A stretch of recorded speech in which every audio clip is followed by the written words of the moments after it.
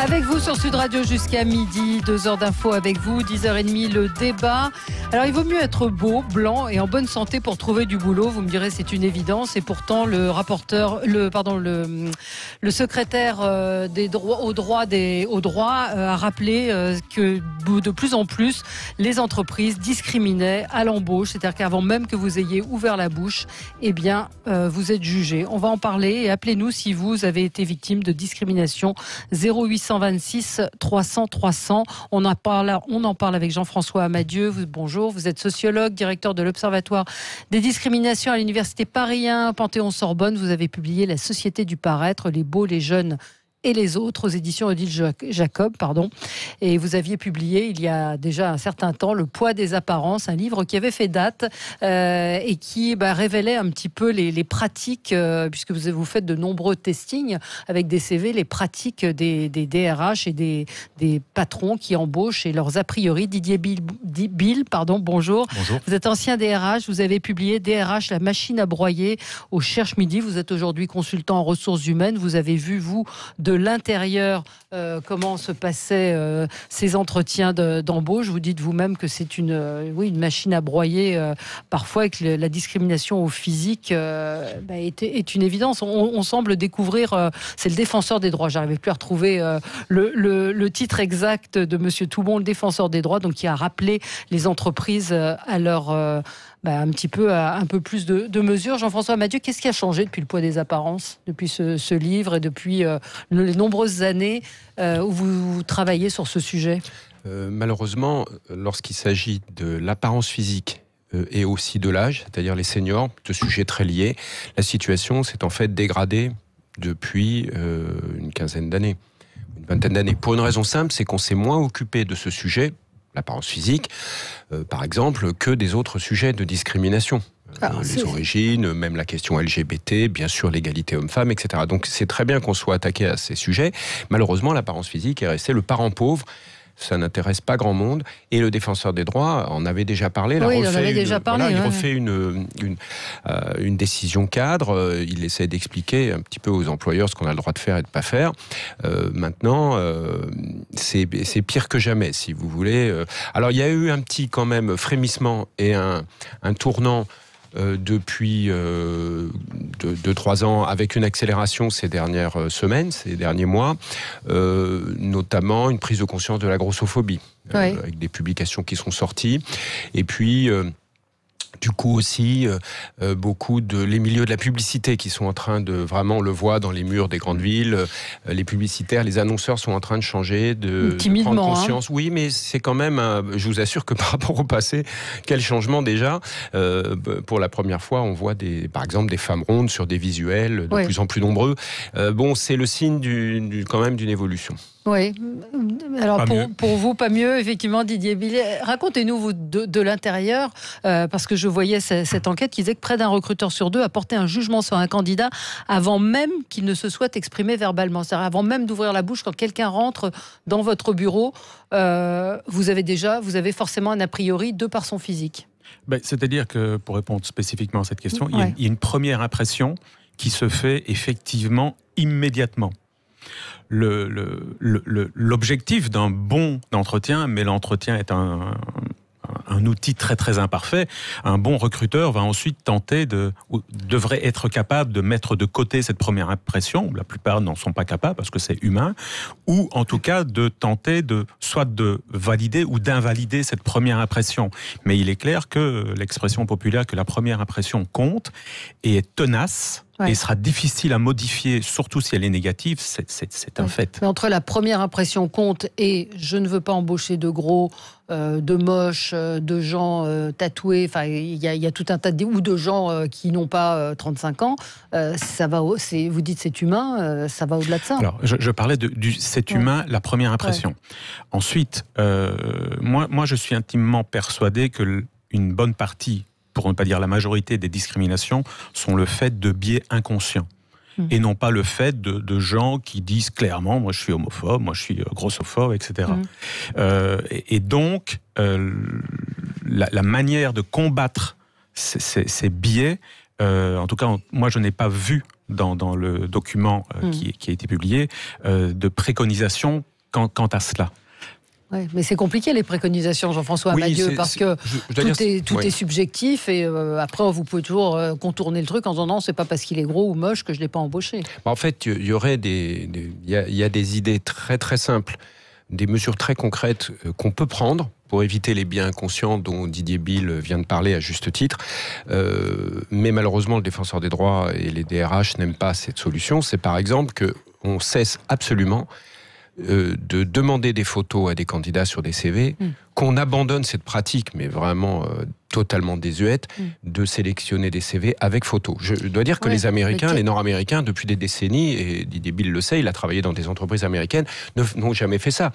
Mais qu'est-ce que ça change puisque la personne... Oui, mais la personne va arriver devant vous à un moment ou à un autre. Vous vous rendez compte que le tri de CV, le tri des CV, des candidatures en amont, est déjà une étape très importante dans le recrutement. Donc si déjà votre CV est parti à la poubelle parce que le recruteur, qu'il le veuille ou non, il est influencé par la photo, même plein de bonne volonté. Donc aujourd'hui, si on lit la décision, il faut être clair, du défenseur des droits d'il y a quelques jours, qui a été rendue publique, cette décision, si on la suit, rend impossible le traitement et injustifiable le traitement par un employeur de la photo. Ouais. C'est absolument clair, il n'y a plus aucune justification. Et pourtant, les entreprises continuent. Donc ça, c'est... Alors vous dites après, il y a les entretiens. Ouais. Mais oui, mais là aussi, la France est en retard par rapport à des pratiques étrangères. Alors, elles ne sont pas toujours exemplaires aux États-Unis, bien sûr, mais au moins, par exemple, les Américains aiment bien utiliser des tests qui sont solides pour mesurer, par exemple, l'intelligence de quelqu'un. Quelqu'un intelligent... puis il y a d'autres tests qui peuvent fonctionner. Les Américains, la société américaine n'est pas la même que la nôtre. Il y a moins de préjugés. Il faut s'inspirer de ce qui marche. Et ce qui marche, franchement, et d'ailleurs il y a des entreprises françaises qui heureusement le font davantage, si vous voulez, on a quand même un peu progressé depuis quelques années, mais pas assez. Quand on recrute quelqu'un, on ne va pas juger de son intelligence ou de sa personnalité en regardant sa tête. C'est absurde. Ouais. C'est pas comme ça qu'on juge des gens, pas en fonction de leur tête. Donc, il faut le faire avec des techniques adaptées. Elles existent, mais on ne veut pas les utiliser, malheureusement. En France, il y a un retard sur ça. Mais Didier Bill, c'est même quelqu'un d'intelligent. Vous ne le prenez, dans certaines entreprises, on ne le prend pas parce que son physique ne convient pas. Vous racontez-nous un petit peu, vous concrètement. Vous êtes en train d'écrire un livre, c'est ça, où vous avez justement demandé à plus de 63 gros cabinets de recrutement de vous fournir. Racontez-nous un petit peu ce que vous faites. Donc, effectivement, je travaille sur un... Est-ce que c'est un livre ou une enquête concernant la discrimination à l'embauche. L'hypothèse de base de cette enquête, c'est que les cabinets de recrutement sont les champions du monde de la discrimination. Donc, on a rencontré... Les Français sont les champions du monde de la discrimination. Les cabinets de recrutement français sont les champions du monde de la discrimination. Donc, pour mettre cela en évidence, on a monté un petit scénario très élaboré, avec des faux numéros de téléphone à New York, mais on y répond quand même, avec des acteurs. Et on a rencontré 63 des plus gros cabinets français. Parmi les choses qu'on leur demandait, c'était notamment de ne pas nous proposer de candidats appartenant à la minorité, en étant très clair, pas de noirs, pas de juifs, pas de femmes en âge d'avoir des enfants, et enfin tous. Et vous avez demandé en gros des candidats grands, minces et aux dents blanches. Et blancs. Ouais. Et mâles. Et 63 cabinets, absolument aucun refus, ni même aucune hésitation. Et un tiers d'entre eux, d'eux-mêmes nous disaient, nous sommes habitués à ce genre de demande.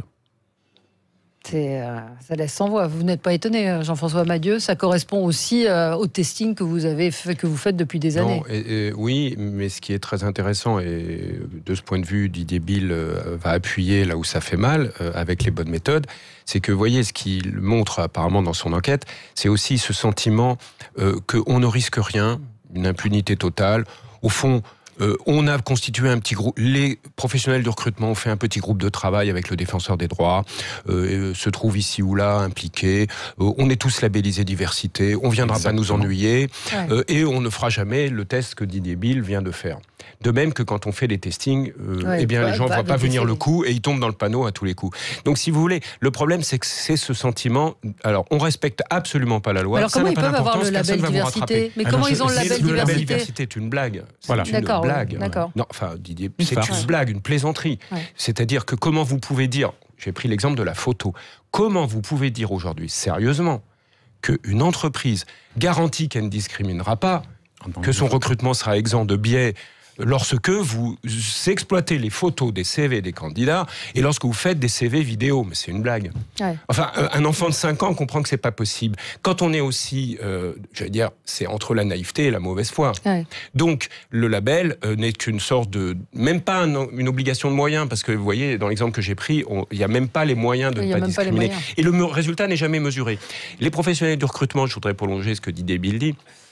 Moi, je me souviens, c'est une vieille histoire, en 2000, au milieu des années 2000, lorsqu'il y a eu les premières affaires impliquant des intermédiaires de l'emploi, des agences de travail temporaire, etc., les professionnels du recrutement, à l'époque Syntec Recrutement, qui regroupe les cabinets que vous avez testés, expliquaient à des journalistes effarés, je m'en souviens, eh bien, à l'époque, ils expliquaient « Oh, mais chez nous, il n'y a pas de problème, on ne discrimine pas du tout, ça ne concerne pas les professionnels du recrutement. » Alors après, ils ont quand même pris conscience qu'il fallait un peu améliorer les pratiques, mais apparemment, d'après ce que vous me dites, ça n'a pas changé. Je vais aller plus loin, mais je vais revenir exactement sur le sujet.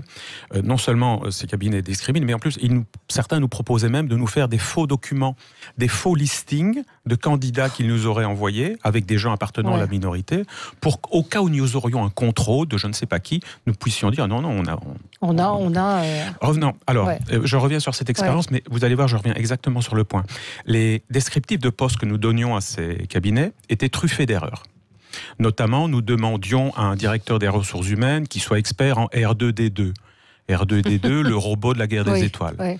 Nous demandions un directeur financier qui maîtrise le THC et le CBD, c'est-à-dire les substances psychotropes du cannabis. Tous, dans les 2 jours, nous ont confirmé par écrit qu'ils étaient capables de faire ces missions. Donc non seulement ils discriminent, mais en plus ils ne comprennent même pas leur mission. Donc à partir du moment où vous demandez à quelqu'un qui ne comprend même pas ce qu'il recrute de recruter, que devient le recrutement ? Un concours de beauté. Ouais.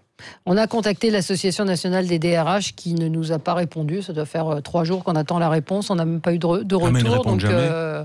Ils doivent pas être très... il y a une époque où ils répondaient, je me souviens Jean-François Amadieu, qu'on a fait des débats, on avait eu des... ils répondaient pour se défendre très vivement, et Valérie Expert, vous vous en souvenez, ils se sont toujours très vivement défendus, indiquant que leur pratique était tout à fait exemplaire et qu'il fallait circuler, il n'y avait rien à voir. Ce que je voudrais dire quand même, signaler, c'est que depuis longtemps, moi j'avais publié dans un ouvrage sur les DRH il y a quelques années, j'ai expliqué que les DRH... Moi, je forme des DRH dans mon université, je dirige des masters, etc. Dans l'intérêt de la profession, il faut faire le ménage. On ne peut pas tolérer des pratiques. Or, le problème de la NDRH et de ce milieu, c'est qu'ils n'osent pas... au moins faire quelques exemples, au moins essayer de nettoyer ce qui mérite d'être nettoyé. C'est-à-dire les mauvaises pratiques, il faut à un moment donné avoir un peu de courage et dire, nous, on mange pas de ça, on le fait pas. Mais ce courage manque. Ça, mais est-ce que les DRH, qui ne sont qu'un rouage, encore une fois, de l'entreprise, sont responsables ? C'est toute une chaîne quand même. C'est la société aussi qui ne veut pas de vieux, qui ne veut pas de gros, qui ne veut pas de moches et tout ça. Donc le DRH, on lui fait porter le chapeau aussi d'un système qui est lui-même très pervers. Certainement, mais si on tient ce raisonnement, rien, que ce soit dans la discrimination ou dans quoi que ce soit, n'évoluera jamais parce que chacun pourra toujours dire « je ne suis qu'un rouage, je me défausse sur les autres ». Maintenant, en théorie, le directeur des ressources humaines, il est directeur, il est membre du comité de direction. Il n'est pas un béni oui-oui, mais je me fais que répéter avec d'autres mots ce que M. Amadieu a dit. Il n'est pas un béni oui-oui, il a son mot à dire. Dans la réalité, malheureusement, l'immense majorité ne devraient pas, la fonction ressources humaines ne devrait pas se retrouver au comité de direction parce que ce n'est qu'une fonction d'exécution et effectivement, ils font ce qu'on leur demande. Allez, on se retrouve dans un instant, 0826 300 300. Dites-nous si vous avez été vous-même discriminé à l'emploi. Certains nous disent, il n'y a pas que le physique, arrivé vers la cinquantaine, on ne vous emploie plus. C'est ce que vous disiez, Jean-François Amadieu. L'âge est un des facteurs les plus discriminants aujourd'hui. À tout de suite. Avec vous sur Sud Radio, on parle de discrimination à l'emploi, une banalité, mais tout de même, ça reste une réalité. Il vaut mieux être beau, blanc, jeune, en bonne santé pour trouver du boulot. Discrimination au physique, c'est le rapporteur des droits qui le rappelait il y a quelque temps, le défenseur des droits, décidément j'ai du mal avec lui, qui a essayé de rappeler les entreprises à leur responsabilité. Maintenant, il semble que les choses ne se passent pas forcément comme comme on aimerait que ça se passe. Vous avez effectivement pas mal de réactions. La société d'en haut, que des gens jeunes et beaux avec 20 ans d'expérience. Non, ça, on n'en veut plus. Des gens qui ont 20 ans d'expérience, ça n'intéresse plus personne. On a Christine Deslandes avec nous. Bonjour Christine. Oui, bonjour à tous. Merci de prendre mon appel. Je voulais intervenir effectivement sur ce sujet. Aujourd'hui, je suis à la retraite. J'ai travaillé sur la région bordelaise. Je travaille dans les assurances. J'ai changé 6 ou 7 fois d'employeur.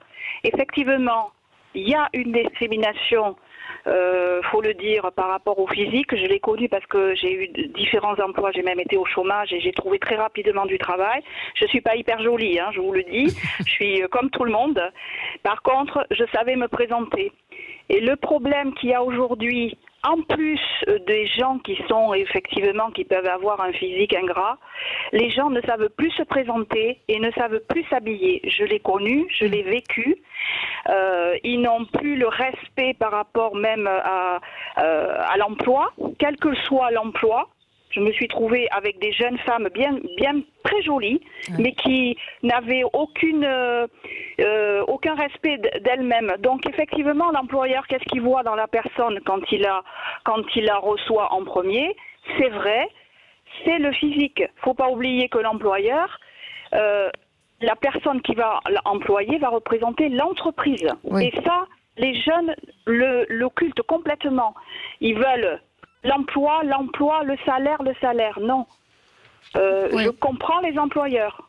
Oui, vous dites que aussi quand il y a discrimination ou quand on prend pas quelqu'un, c'est peut-être aussi parfois par un problème de présentation. Vrai, il y a ce problème-là, l'un ou l'autre. C'est-à-dire, est-ce que ça joue aussi, mais c'est pas le principal critère. Si, le look arrive en premier. D'ailleurs, c'est vrai aussi au plan européen. Dans toutes les enquêtes, on sait que le look, au moment du recrutement, a un impact encore plus important que le physique lui-même. Donc ça, c'est clair. Simplement, ce look, la vêture, comme on dit, il y a 2 interprétations. Soit on dit, quelle que soit la tenue de la personne, on ne peut pas prendre en compte cet élément lors de l'embauche. C'est la position du défenseur des droits qui a été rappelée il y a donc quelques jours. Là, évidemment, c'est une interprétation très très stricte de la loi sur l'apparence physique. Donc, concrètement, le candidat se pointe en Bermuda pour l'entretien d'embauche, il n'a pas mis de cravate, vous ne pouvez rien faire. Bon, c'est une position, c'est vrai qu'on n'est pas obligé de partager. Elle est un peu, bon, c'est une interprétation large, mais c'est quand même celle du défenseur des droits. Par ailleurs, ensuite, il faut être clair. On a fort à faire avec déjà tous les problèmes de discrimination, par exemple sur les personnes en surpoids ou obèses, qui est énorme. Il y a tellement de gens concernés sur l'âge aussi. Et que donc après, attaquons-nous déjà à ces sujets-là. Oui. Oui, quant aux personnes effectivement, qui se présentent éventuellement en Bermuda, je pense quand même vous allez passer un entretien. La moindre des choses, c'est au moins faire un petit effort. C'est quand même normal. Moins que vous n'estimiez que le Bermuda fasse partie vraiment intégrante de votre personnalité. Mais sinon, on fait quand même un effort. Ouais. Les plus discriminés, pour revenir aux discriminations sur le physique, c'est l'âge, c'est ça ce que vous disiez? Alors l'âge, oui. Alors l'âge, il y a 2 choses, parce que vous savez que dans l'âge, il y a évidemment l'état civil, d'autres, et puis les employeurs s'inquiètent de l'état de santé supposé, etc. Mais on sait qu'ils sont plus chers aussi. Mais néanmoins, pour beaucoup d'emplois, donc c'est bien les personnes seniors ou, je rappelle, à partir de 40 ans, parce que faut quand même prendre conscience du fait qu'on est rapidement vieux. Voilà. Nous, on avait testé les grandes entreprises françaises il y a 10 ans, et vous aviez 50%, quasi 44% de chances en moins lorsque vous aviez 43 ans. Par rapport à un candidat un peu plus jeune. Donc, si vous voulez, vous êtes rapidement trop vieux. Mais c'est sur le physique aussi, parce que tous les postes en contact avec la clientèle, les zones d'accueil, la restauration... On ne peut pas en vouloir à une entreprise d'avoir une personne... bien sûr qu'aussi, qu'on peut lui en... Mais justement, c'est pas possible, parce que, regardez, dans les métiers de la vente... Vous dites c'est pas possible, sauf que la réalité, c'est celle-là. Mais on peut pas... C'est la réalité, mais si on laisse dire ça sur une antenne, on ne fait pas notre boulot.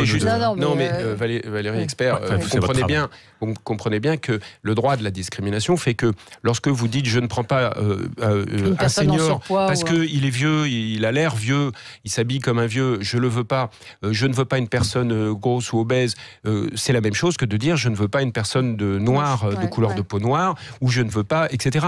Donc après, ou je ne veux pas d'une femme, c'est pareil. Donc si vous commencez à faire ça, il n'y a plus de droit de la discrimination. Or, je rappelle pour tout le monde que ce droit est un droit international. La France n'est pas particulièrement allante sur le sujet, donc c'est pareil dans tous les pays. Bon, donc c'est pas. Comment on règle la question? Parce que je vois le défenseur des droits qui rappelle un certain nombre de choses. Un employeur ne peut pas exiger une certaine silhouette, il n'a pas le droit de demander le poids à la taille d'un salarié. Oui, dans la théorie, dans la pratique, c'est un être humain face à un autre être humain qui pourra justifier de mille et une manières qui ne vous embauche pas parce que ça correspond pas, votre profil correspond pas, sauf que ce sera sur le physique que vous serez discriminé. Alors, deux points. Le premier, je reviens sur le fait que ma réaction a peut-être été un peu brusque. Non, mais ce sont des réactions qui s'expriment sur Internet en disant... L'image de l'entreprise où comment réagirait le client, c'est typiquement l'excuse utilisée pour discriminer très souvent. Moi, je l'aurais bien engagé, mais nos clients vont pas... le client, il va pas comprendre. Le client, il n'est pas habitué à ça. Le client, il vient, il veut être servi par tel type de clientèle. Donc, c'est la bonne excuse, l'image de l'entreprise, etc.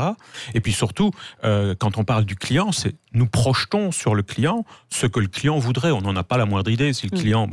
Et deuxième élément, effectivement, et vous mettez le point sur quelque chose de très important, la discrimination, ça se passe dans le bureau, entre deux personnes. Il n'y aura jamais de preuve. Et c'est entre guillemets... Un des drames pour celui qui est discriminé, c'est qu'il est toujours dans le doute. Est-ce que je n'ai pas eu ce poste parce que je suis gros, etc. Ou simplement, il y a eu quelqu'un qui était meilleur que moi. Voilà, je n'ai pas les compétences pour. Et c'est très difficile à prouver. Oui. Jean-François Amadieu. On a quand même quelques embryons de solutions. Par exemple, vous prenez l'exemple de ces sites de recrutement qui demandent la taille et le poids. Il y en a encore aujourd'hui. Bon, les hôtes d'accueil ou hôtesses d'accueil. Oui. Comment c'est encore possible? Mais vous en avez qui demandent l'ethnie. Qui demande? L'ethnie. Ah oui.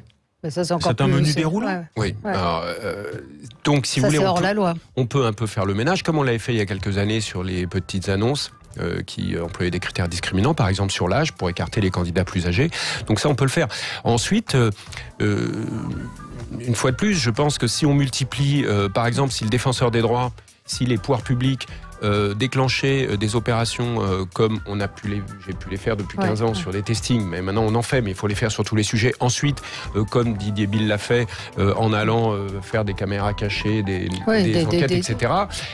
Oui, ça peut quand même un peu fonctionner, mais il faut le faire. Et puis avoir une volonté politique aussi de tout ça. Jean-François nous dit, j'ai 53 ans, j'ai envoyé des CV à plein d'entreprises qui recrutent, aucune réponse, aucun rendez-vous et ces entreprises cherchent toujours. Laurence, on m'a reproché à 43 ans pour un travail de bureau trop vieille et un risque. Je suis dans le même cas, personne ne me répond et ils disent que personne ne veut le poste, etc.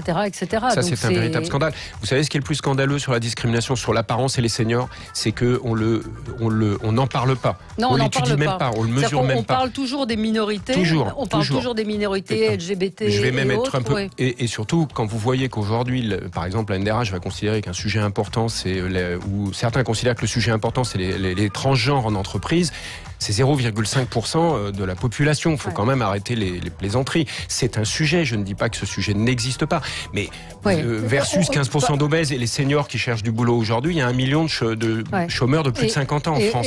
C'est pas possible. Les priorités, il faut quand même revenir à ce qui est le cœur du problème. Et on parle des retraites et des seniors qui cherchent du boulot. Jean-François Amadieu, merci. Je rappelle votre livre, La Société du paraître, les beaux, les jeunes et les autres, chez Odile Jacob et Didier Bill. Donc votre livre DRH, la machine à broyer au Cherche Midi. On attend le prochain avec impatience. Merci à vous. On se retrouve dans un instant sur Sud Radio.